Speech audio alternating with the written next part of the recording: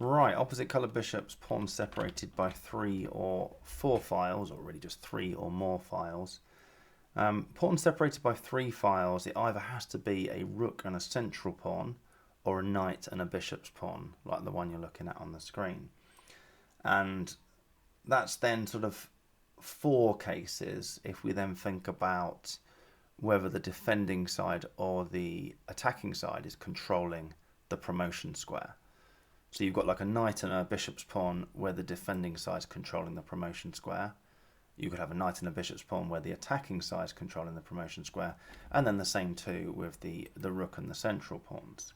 So we've got 4 cases to consider, but not really. It's 3, because if in the central and the rook's pawn, the defending side is controlling the promotion square, or more importantly, the attacking side isn't, the defending side just sticks their king in the corner and sacks the bishop for the other pawn, and that's trivially drawn. So we don't need to worry about that. Drawing tendencies are greater if it's a knight's pawn, if it's a knight, so like the one you're looking at, and crucially for the defending side, you'd want your opponent to have pushed their knight's pawn up the board. So at the moment, this is a 1981 study by Jonathan Spielman, and it's a cast iron draw.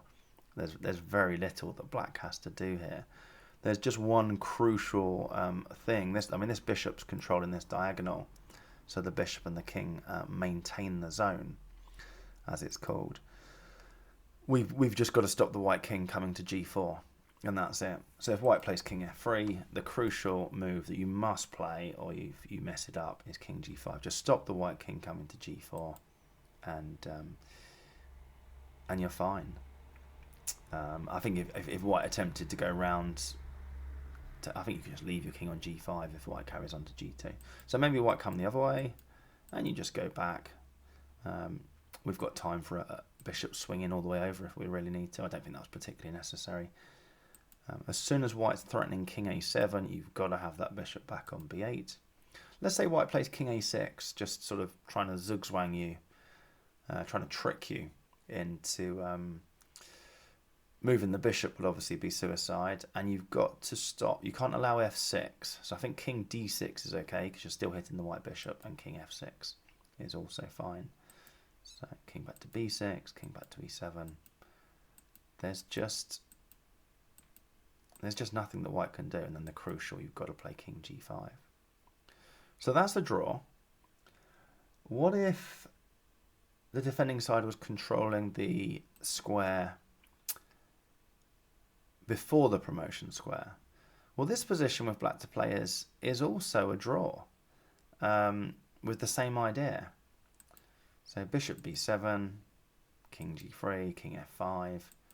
Do not allow the white king in on the king side. You think, well, you've let me in a little bit here, king g4, I'm making progress. Well, no, here you're not. Bishop c8 check, king back to f3, bishop b7 check, king e3, king back to f5. And you can see that white's getting nowhere. So yeah, bishop and knight's pawn. If the knight's pawn's quite far advanced, then the defending side does have drawing chances, and both of those looked pretty simple to draw actually. Just don't let the white king on the king side, and it hasn't got enough space to sort of go the long way around. Now, if the knight's pawn hasn't advanced, then it's probably going to be a win. So this is actually a win, and I'm going to give it a go. I'm going to try and play it against Stockfish on level 8 and see how it goes. There's no way in a million years that I've learned how to do this perfectly. I haven't, but you've got 50 moves before you have to move a pawn, and as long as you don't sort of stumble on threefold repetition, you can kind of. I'm not suggesting I go and play like a complete buffoon here, although it's probably not going to be far off. But you can kind of just feel your way in, trying to make progress. Zugzwang's pretty important, so be ready to play waiting moves. If the black king and bishop are set up in a sort of like, it's in the perfect place, that bishop, it's just like, well, make it move, or make the king move. Let's do it. Let's try it. I'll play against Stockfish, and level 8, and pretty sure it's going to be far from perfect. Absolutely certain this will probably be a...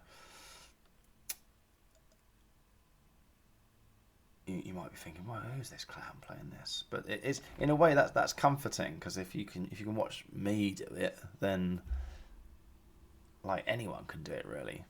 I think there's a bit of that going on. I'm not saying I know nothing about it, but you know, I haven't learnt the exact trick at every single sort of Zugzwang stage. Right, we need to defend our B pawn probably. Let's just get the bishop out of the way. I know in the textbook they play bishop e7, so I've already gone off piste. Get the bishop out of the way, and I'm going to come around the king side. One of the tricks is that you sort of feint to go on the king side. I don't know why the black king's not made its way to f5, and then at an opportune moment, if my king was on g3, which it will be, if the black king was on f5, you sort of, and this is interesting, you can sort of waste a move so that the black bishop isn't controlling f3, because it can't keep controlling f3. Black can't just leave their king on f5 and have the bishop always controlling b5 and f3. They just can't do that. You know, they can do it for one move, which is on c6, but then we just move our bishop and force them to move. And as soon as they do it, then we'd play king f3, and you can't stop the king coming to e3, and it's coming into d4. So that's the kind of thing I mean by the, you know, make use of the Zugzwang. Those colours are just a mess now. Anyway, black's done this instead of putting their king on f5. I'm not sure why. And obviously we've got to defend that to make progress. I'll probably go king back to d5, I would have thought there. Just hit the bishop. No? Alright. Oh, okay. Oh, that's annoying. He's now going to play king to f5 next move, isn't he? Let's get the bishop out of the way. Play a waiting move here, see what he does. If I do that, is he going to go king f5? Alright, I'll go in this way. go around the king side, try and get to f8 or something. There you go. Is he going to come to f6? No? Alright.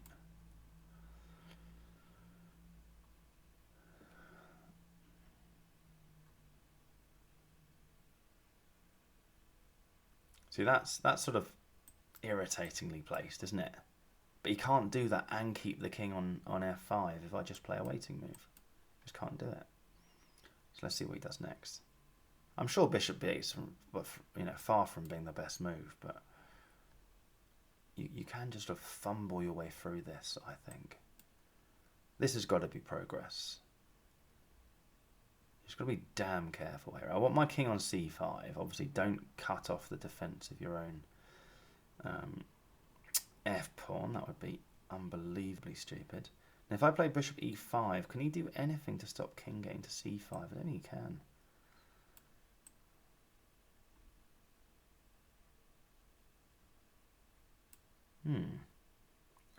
Just wondering whether king e6 is useful here. Is king e6 useful? You go bishop d3 check.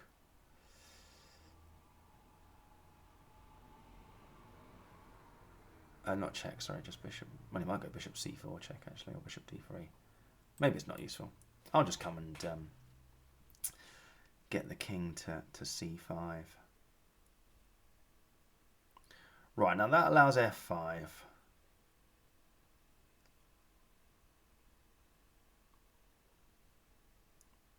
I think it's fine to have my pawn on f6. I think that's a good idea.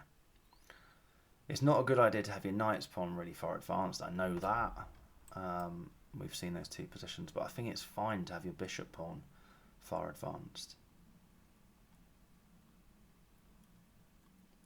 Now, do I want to go king c6 or king c5? I think either's good. The only reason to play king c6 would be to invite a check. But I think black's bishop's better on e4 anyway. I don't think there's much in it. I'll play king c5.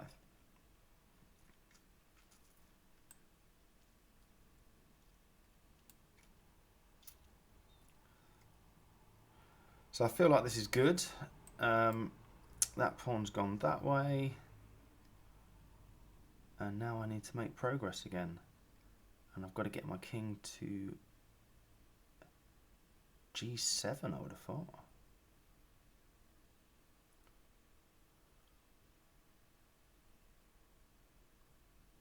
Should we put our bishop on E7 first? Put the bishop on E7. And now I'm going to try and go and get my king to G7.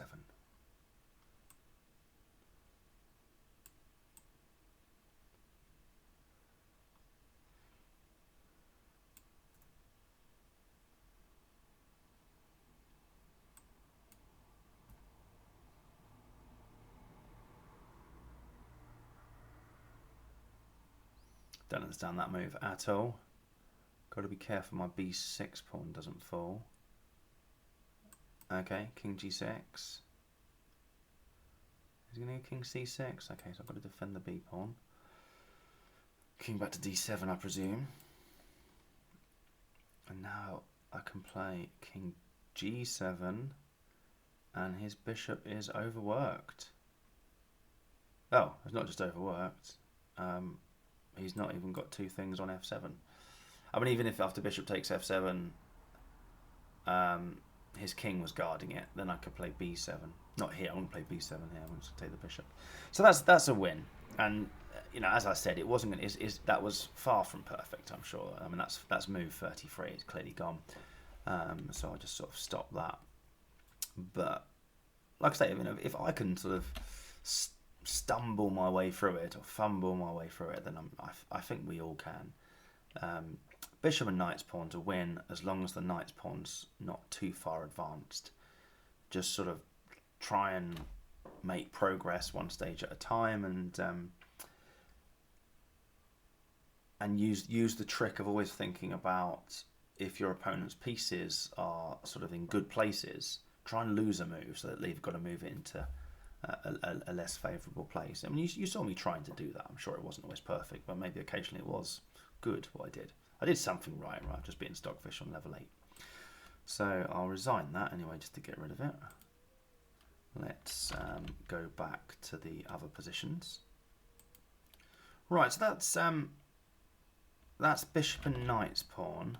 What about central and rook's pawn? And straight away, there's just no point considering central and rook's pawn unless the colour of the rook's pawn's promotion is the same as the attacking bishop. Otherwise, the defending side just sticks their king in the corner and sacks the bishop for the other pawn. Now, this one is always a win, but you've got to do a long king march. You can see there's no way to make progress.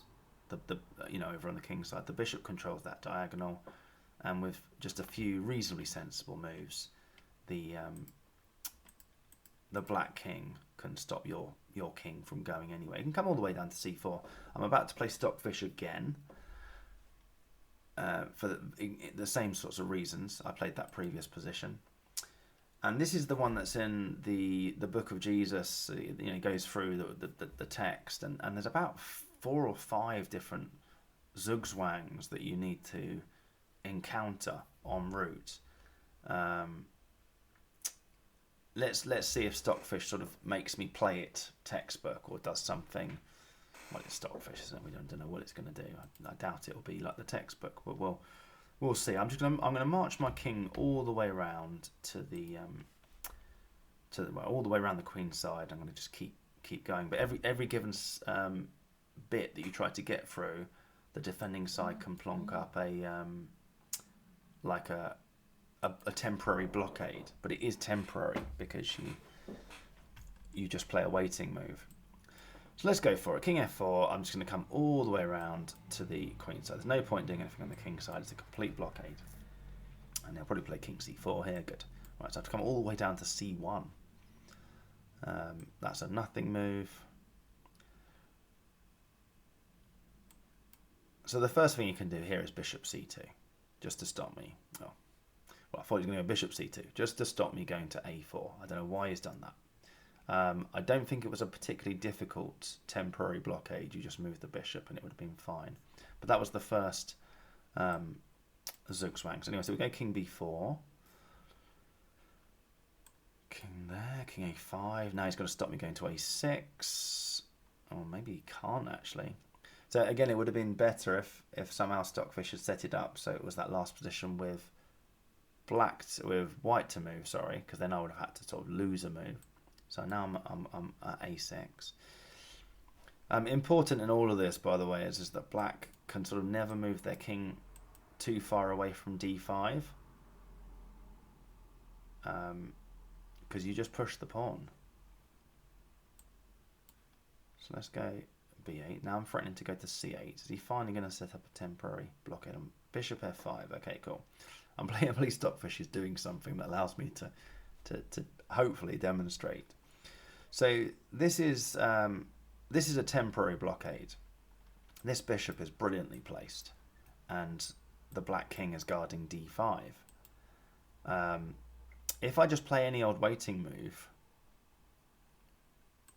which I'm going to, because I want to get my king to c8, we might find that, well, king b6 is interesting, but there's also king d6, so I'll have to see which one Stockfish does. Bishop g7. He's going king d6. Okay, he's gone king to b6. Now, that's given up control of d5, which means I can push the pawn. However, if I push the pawn now, king c5 just wins it. So I need my bishop on e5 so that I can then play d6. But if I put my bishop on e5 now, king back to c6, we've just gone round in circles. We're going to get threefold repetition if we're not careful. So I need to lose another move before coming back to e5. Notice this bishop, it's got the blockade on c8 and it's stopping my h-pawn moving. Although I just realised that bishop h8 might have been a temporarily rubbish move just because of the bishop could have temporarily left that diagonal there, couldn't it? So maybe I should have used f6 instead of g7. Anyway, I've done what I wanted. Come back to e5. So now with king b6, I can play d5. And that's how we make progress. Black's other option, by the way, was, if they didn't like that, was to keep their king control of d5 and just let your king onto c8. Now we've got to push the pawn. And I think this is fairly straightforward now, isn't it?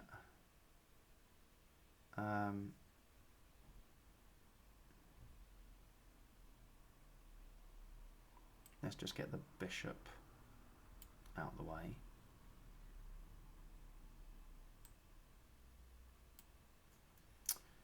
My king's done its job over there.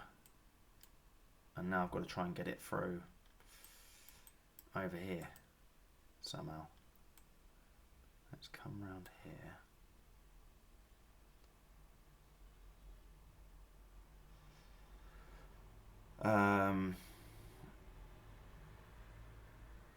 I don't think it can be stopped getting to f6. Bishop e4 was more interesting there, wasn't it? I suppose I could still just hit it.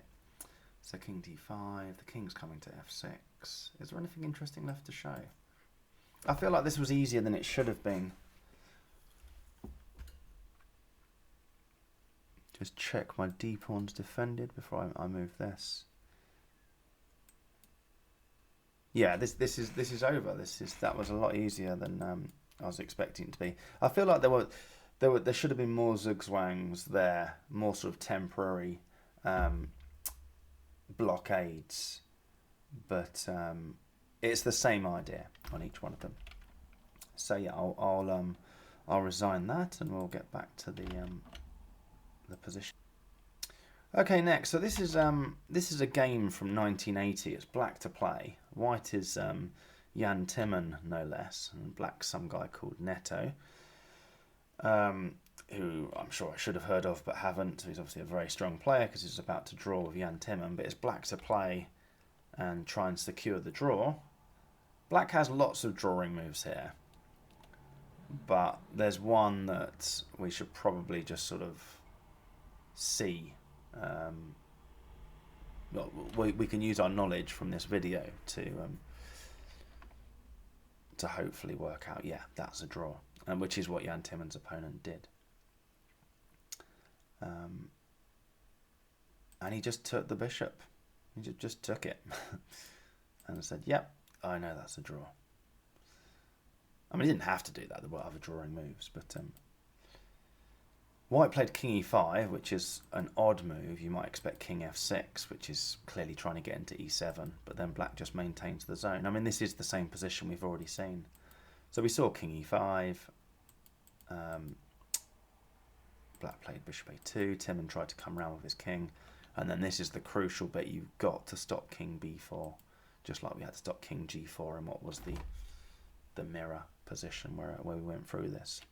Yeah, knight and bishop's pawns, 3 files apart. The knight's pawns too far advanced. It's just a draw. So yeah, well done if when you paused the video you decided, yep, I'm going to play rook takes f5. I mean, like I say, there's loads of other drawing moves. The engine reckons bishop g8.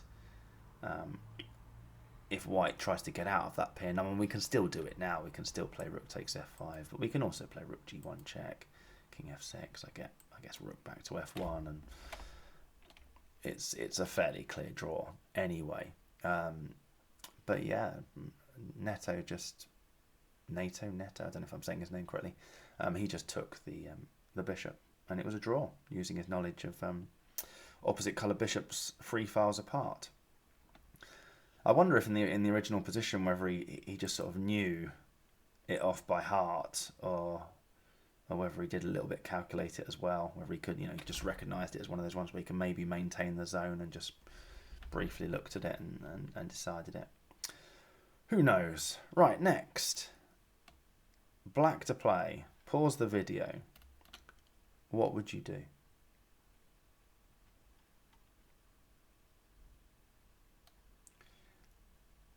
And if you decided on h4, well done. It's the only winning move. It's Black's only winning move was h4. There's a bit to calculate in the variations, but if you've got the knowledge that rook's pawn and central pawn, where the attacking bishop is controlling the colour of the promotion, controlling the promotion square, that is always a win with the long king march that I demonstrated so perfectly. Maybe demonstrated it anyway somehow. It's always a win. So I mean, there's a bit to calculate here. We've got different pawn exchanges going on, and a few bits and pieces, but it doesn't matter what White plays here. That's the position we're now going to end up in. So you just had to calculate, a few variations, and h4 is going to win. If we see f takes g5, the h pawn gets pushed. White obviously has to play g4 check there to guard the h2 square. Black takes on g5. White, this was the actual game that went on. Bishop e5. King takes g4. Bishop h2, and that is the long king march that now has to start.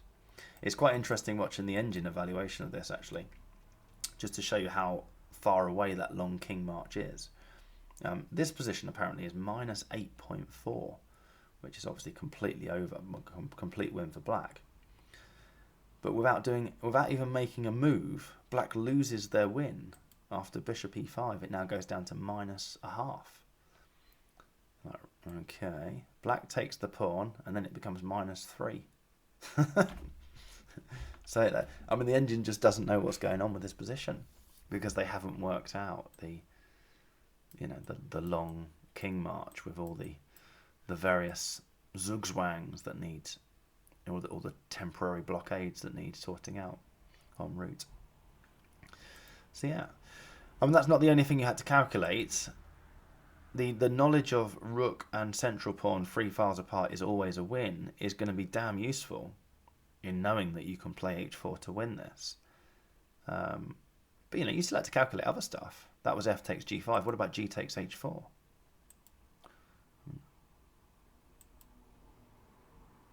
White can play king f2.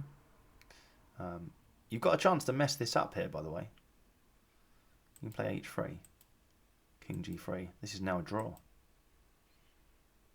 Bishop comes back, guards the d4 square. If the king comes in, we just keep guarding the d4 square, and as soon as d4 is played, we play f5. and you know, black's pieces are going to be overworked to the extent that you're going to be, you know, getting your material back. Although this is interesting, we're going to see. Oh my word, this is. Oh my word. Wow. So yeah, this is with black to play. This is 0.0. Interesting.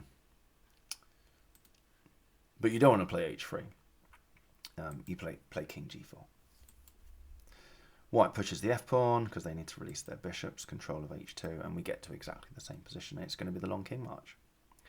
So that's it for free file separating. Bishop and knight's pawn. Drawing tendencies are high if the knight's pawn is very far advanced, especially if the defending side controls the promotion square. If they're not advanced, I demonstrated it's a win against Stockfish on level 8. You just sort of fumble your way through it. If it's a central and a rook's pawn, it's trivially drawn if the colour of the rook's pawn promotion's the same as the defending side, or more importantly, not the same as the attacking, because you just put your king in the corner and sack your bishop for the other pawn. If it's the other combination, if it's this combination that we saw here, for example, it's always a win with the long king march. So finally, what about if there are more than 3 files separating? Well, if there are more than 3 files separating, it is always a win for the attacking side. You just got to be careful it's not the trivial situation with the rook's pawn of the wrong colour promotion square. So I'm going to just one final time, I'm going to play this position as black. It's black to move, and we're going to create a pass pawn on both sides of the board. Although I've just realised I think I've forgotten what the first move is, so that'll be interesting. But you know, it should just be a win. We'll get to the pass pawns on both sides of the board. They're more than 3 files apart, and we should be able to win just by being careful and manoeuvring around and putting our king through the middle. So let's continue as black. My last chance to play Stockfish on this video. Yeah, so black's going this way up the board. I'm just trying to work out. Oh, no, I've set this up. I don't want to re-record this video. I'm just trying to work out do I have to play a6 here, or lose my chance to eventually create a pass pawn on this side of the board. My concern here is if the bishop creates a sort of blockade over there. And get my king to a5. I don't think white can do a blockade. King to a5. I can play this. I think it's alright. Please be alright. Otherwise I'm going to have to re-record this video. I'm going to create a pass pawn on the king side. And bring my king in. My pawn was being attacked, so I need to bring my king in. Okay. Right, where do I want my bishop? Let's get the king in a bit further. That's obviously a good idea.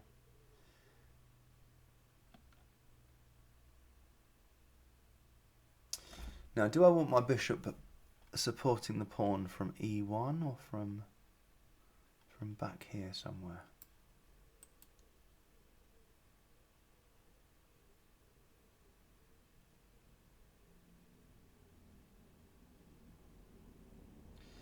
White's going to, once my king leaves the king side, white's going to be able to attack the g pawn and force it into a g3 pawn. I definitely don't want my bishop on h4. That would be a very silly place for it.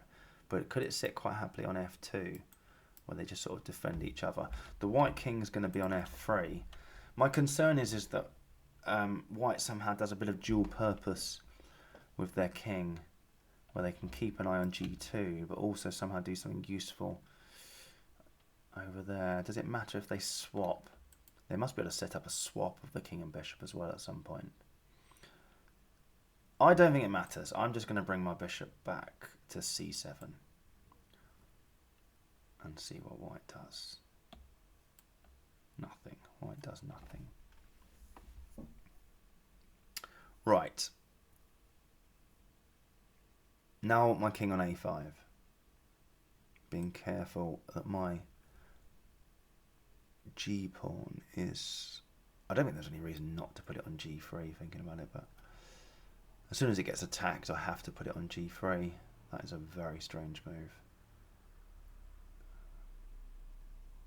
No, I'm going to go and put my king on a5.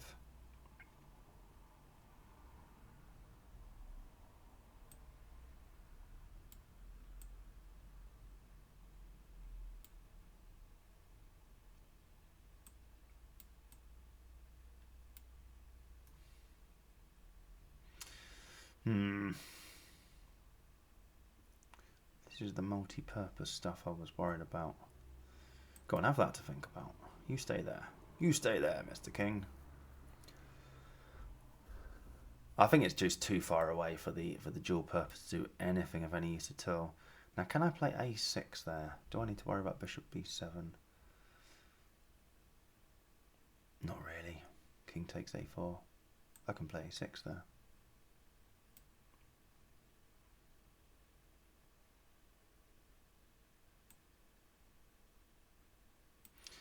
There you go. I have my two passed pawns.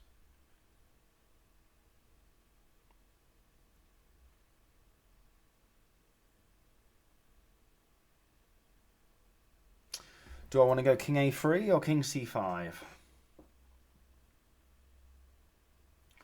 I go king a3, can I get the pawn all the way to b3? I think I can, can't I?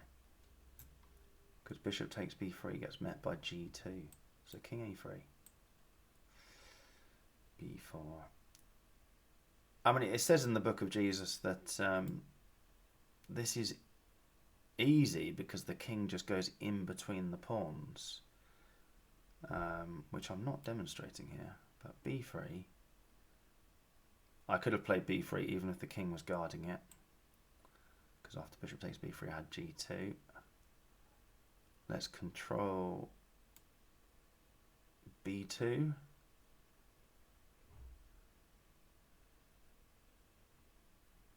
And now come back over the other side.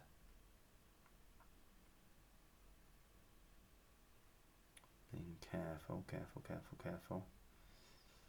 Always watch out for stalemates. I mean, there are no stalemates here because there's this white has the c1 square. You just got to be so careful all the time. Right. King c1. Now, can I play b2 check? b2 check forces king b1, doesn't it? The white king's then got a2 to breathe. b2, king b1, king d2. My king's going to f2. The bishop's protecting b2. It's over.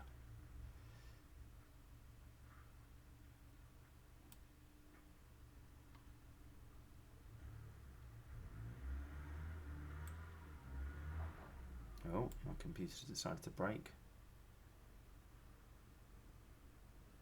At the right time. And it's done. Again, I think that was sort of. Hang on, let's just double check. That's all right, isn't it? Yeah. I think that was easier than it should have been. Again, but if there's more than 3 files separating, it's always a win. And now we've done videos on connected passed pawns, 1 or 2 files separating, now 3 or more files separating. That should be pretty comprehensive on opposite colour bishops and 2 pawns versus, you know, a king and 2 pawns and a bishop against a king and the opposite colour bishop. It's done. I hope everyone's sorted on that.